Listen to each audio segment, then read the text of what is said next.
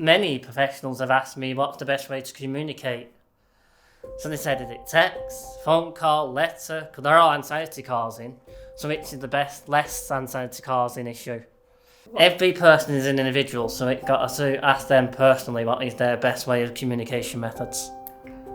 You got to treat everybody's needs independently and not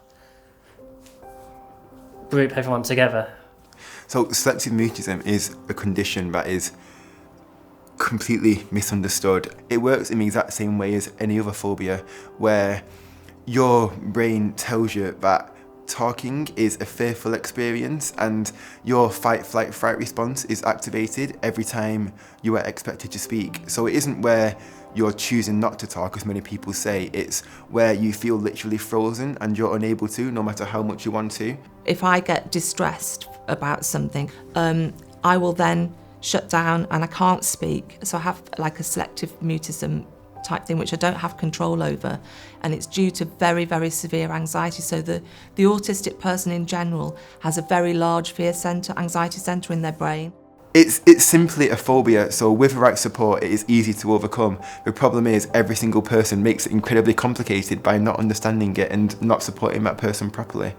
I think they should understand that there are some ways of being able to approach a person with autism very easily without giving them a harsh time, without having the recognised response of, oh, they need to be strapped down, they need to be restrained.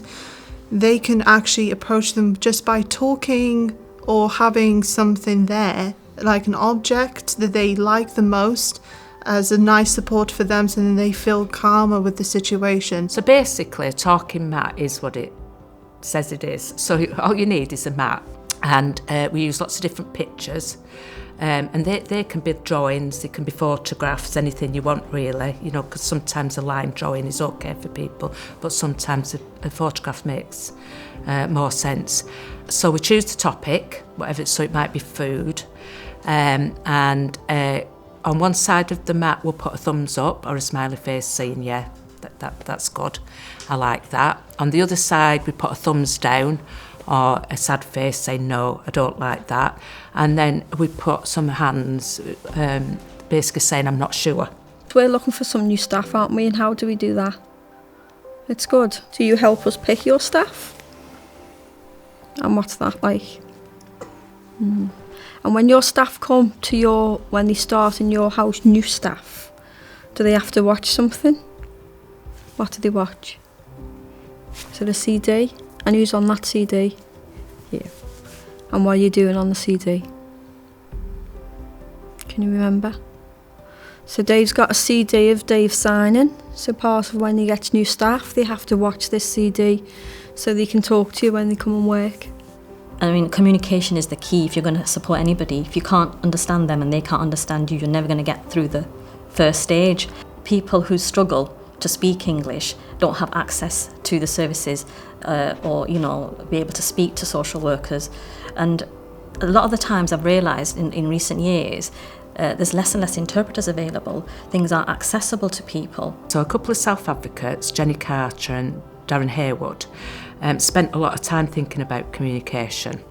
And what they say is that all behaviour is communication. Whatever way somebody behaves, whether that's in a positive way or a negative way, is communication. And it's really important that a member of staff understands that and as a starting point finds out from the person how they communicate, so they can then find out what's important to the person and give information to that person.